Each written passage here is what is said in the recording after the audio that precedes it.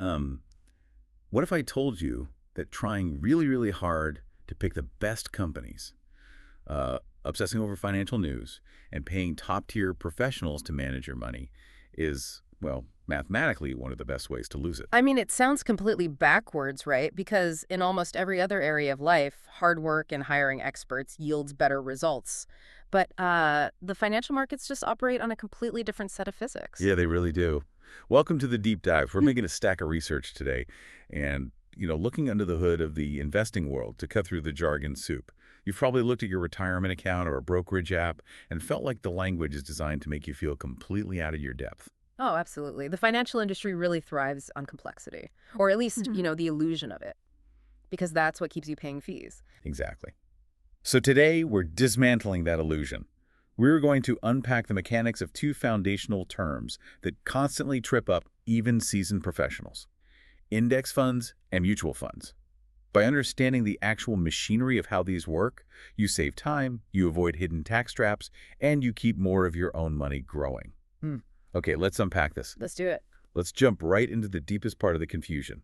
The most common question new investors ask is, what is the difference between an index fund and a mutual fund? Right, and that question is actually a trap. I mean, it is fundamentally flawed. Wait, really? How so? It's what philosophers call a category error. You literally cannot compare the two because they belong to entirely different categories of existence. Wait, so they aren't completely separate things. Like, how can one be the other? Let me bring in this brilliant analogy from a research stack that clears this up instantly. Asking the difference between an index fund and a mutual fund is like asking the difference between apples and sweet food. Yes, that is a perfect visualization. Apples are a specific thing, right? They can be sweet or they can be sour, like a Granny Smith. Right. But sweet food is a broad descriptive category. It includes apples, sure, but also cake, chocolate, and ice cream.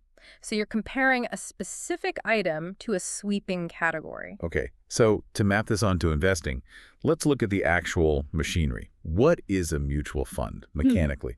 Because, I mean, if I'm looking at my dashboard, I just assume it's a type of stock. A mutual fund is simply a structure. Think of it as a bucket. A bucket? Okay. Yeah. Historically, it was designed as a legal and financial way to pool money together. So you, me, and 10,000 other people all put our money into this one giant bucket, and that gives us the buying power to purchase a huge collection of assets. Hmm. That's it. The mutual fund is just the bucket holding the money. What's fascinating here is that these categories completely overlap. You can have a mutual fund that is actively managed, or you can have one that's simply a passive index fund. Okay, so if the mutual fund is the bucket, where exactly does the index fund fit in? Because it feels like confusing, I don't know, a smartphone with the apps you put on it. That is actually a remarkably accurate way to look at it. The mutual fund is the physical smartphone. An index fund is the software running inside it. Oh, wow. Yeah, an index fund is not a structure, it is a strategy. Specifically, it's a rule book for what goes into the bucket. It's a passive investment strategy that just mimics a preset list of assets. Right, and the most famous list being the S&P 500 index. Exactly, the Standard & Poor's 500, which is literally just a list of the stocks of roughly 500 of the largest publicly traded American companies. So Yeah. Apple, Microsoft, Amazon, all the way down. Right, yeah. The index fund doesn't employ analysts to guess what will do well tomorrow. The software just reads the list and mechanically buys shares in those 500 companies. Which means these two terms overlap. I can have a mutual fund, my bucket, that is actively managed by a guy in a suit who's handpicking stocks. Or I can have a mutual fund that's running an index fund strategy, just quietly copying the S&P 500. So a mutual fund can literally be an index fund. You've got it. And an index fund can live in other structures too. You aren't just limited to the mutual fund bucket. Right, like an ETF. Exchange-traded funds, we see those everywhere now. Exactly. You can put your index fund software into a mutual fund bucket, or you can drop it into an ETF bucket. The strategy remains the exact same. Just blindly copy the list. Okay, but blindly copying a list sounds, well, kind of lazy. Like, if I'm an ambitious person, I want to find the next big tech startup before it explodes, right? I want to beat the average. So why is this passive robotic mimicry so universally recommended? Because that quote-unquote lazy mimicry strips away the two things that silently destroy wealth. Fees and taxes. Let's break down the mechanics of the fees first. When you buy a fund, you are charged an expense ratio. Let's define that because it sounds so innocuous. Expense ratio. Right, it sounds harmless. But an expense ratio is an annual fee taken directly out of your total assets, completely regardless of how the fund performs. Wow. So if you have $100,000 in an actively managed fund, they might charge, say, a 1% expense ratio. That's to pay for the yachts and salaries of all those Wall Street analysts doing the research, so they slice $1,000 out of your account every single year. Even if the fund loses money that year. Oh, especially if it loses money, the house always gets paid. Right. But with an index fund, there are no analysts. There's just a computer program tracking the S&P 500. Because the overhead is practically zero, the expense ratio is often just a tiny fraction of a percent, sometimes like 0.03%. Here's where it gets really interesting, because we need to put some numbers to that. Humans are just notoriously bad at grasping compound interest. A 1% fee sounds like nothing, It right? sounds like a rounding error. Yes, exactly. But over 30 years, if your money is compounding, that 1% difference in fees can literally eat up tens, sometimes hundreds of thousands of dollars of your potential growth. Yeah. You are bleeding out before the race even starts.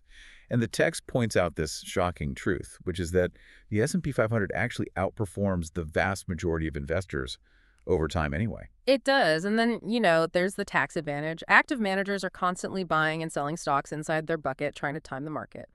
Every time they sell a stock for a profit, they generate a taxable event. An index fund just sits there. It only buys and sells when a company falls off the S&P 500 list or a new one gets added. So less turnover means fewer taxes dragging down your returns. Okay, but I have to push back here. If an index fund mechanically buys everything on the list, doesn't that mean you're utterly unable to avoid the losers? Like, if a massive company is terribly managed and its stock is tanking, my S&P 500 index fund is still blindly holding it all the way down to the bottom. Yeah, that is exactly the trade-off. That's the mechanical reality of the strategy. You are buying the entire haystack, which guarantees you get the needles, but it also guarantees you get a lot of dead hay. Right. By mathematical definition, an index fund can never outperform the best single stocks within it. The soaring winners are always dragged down slightly by the sinking losers. That's what creates that average market return. And if you track a terrible list, you get terrible returns. So if I buy an index fund that tracks, say, do 50 worst performing retail stores, I am perfectly mimicking a sinking ship. Exactly. The strategy is really only as good as the index it tracks. Okay, so if passive indexing forces you to hold on to losing stocks, it feels incredibly tempting to just hire someone to sift through the market, avoid the losers, and pick only the winners. Like if I can avoid the companies going bankrupt, my returns should skyrocket. Why do we even have a debate about this? Well, because human beings are notoriously overconfident, and we constantly underestimate the invisible gravity of costs, which brings us to the allure of actively managed mutual funds. Right, the guy in the suit. Right. An active manager's entire pitch is basically pay me and I will protect you from the losers and find the winners. And, to be fair, sometimes they do. Sometimes an active manager has a stunning year and crushes the market average. But the hidden traps in that active approach are just brutal. Let's look at the first hurdle from our sources, the sales load. Again, the industry uses these soft, clinical terms. A sales load is just a commission you pay a broker to buy the fund for you. And the math on a sales load is punishing. Some actively managed mutual funds charge a front-end sales load of up to 3%. That's huge. It is. Imagine walking into a bank with $10,000, you hand it to the manager, and before your money is even invested in the market, they just pocket $300.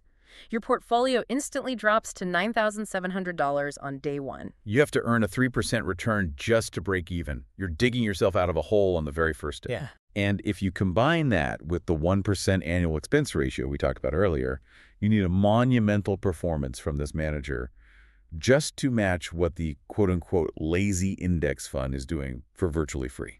And, sadly, the gravity gets even heavier because there is a structural flaw in the mutual fund bucket itself that catches millions of investors completely off guard. Capital gains distribution. Oh, this is the tax trap. Yeah. We definitely need to break this down because it sounds like accounting jargon, but it is infuriating when it actually happens to you. It really is. Let's use an analogy to understand the mechanism. Imagine you buy a massive house with a group of 50 friends. Okay. You all chip in. That's your mutual fund. After a few years, one of those friends decides they want out. They want to sell their bedroom for a massive profit. To pay them their share, the house management has to sell off a piece of the property. Okay, so the friend leaves with their cash. Good for them. Good for them, right. But the IRS looks at that transaction and says, hey, A profit was made inside this house. So at the end of the year, the IRS sends a tax bill to everyone still living in the house.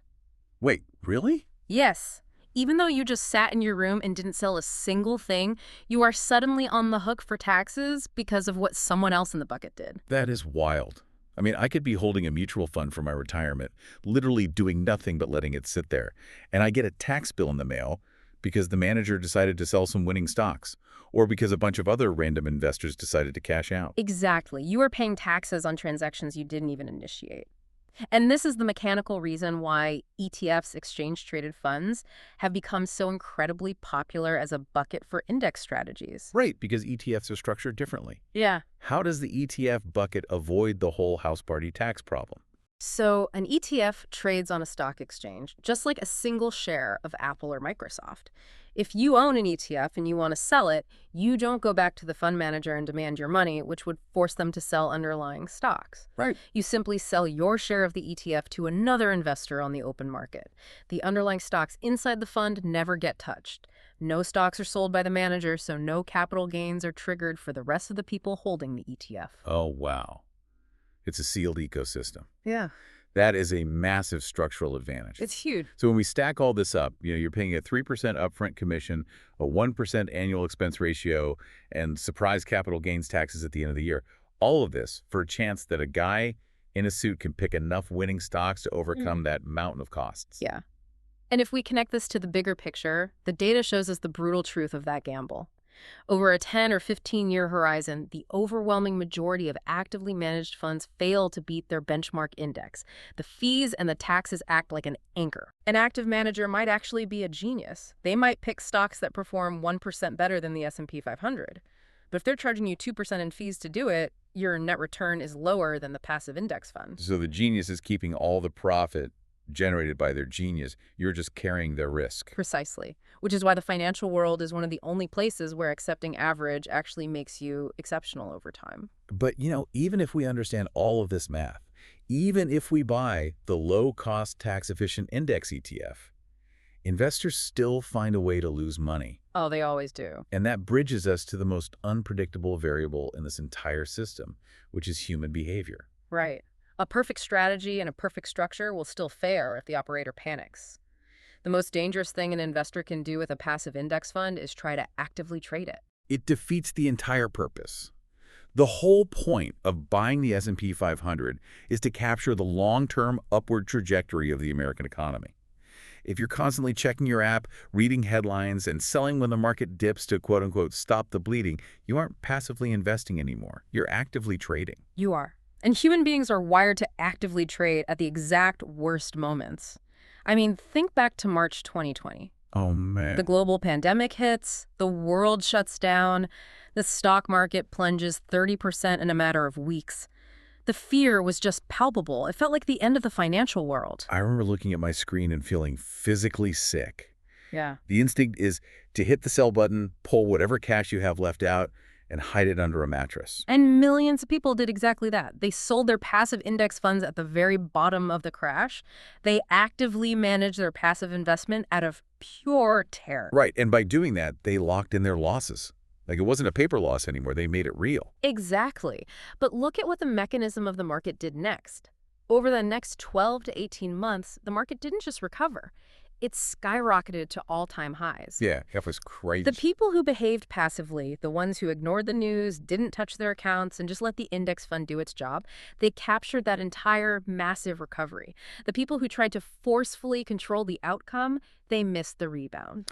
It's like hiring a highly trained pilot to fly you through a storm, and the second there's turbulence, you bust into the cockpit and start yanking on the controls. You are going to crash the plane.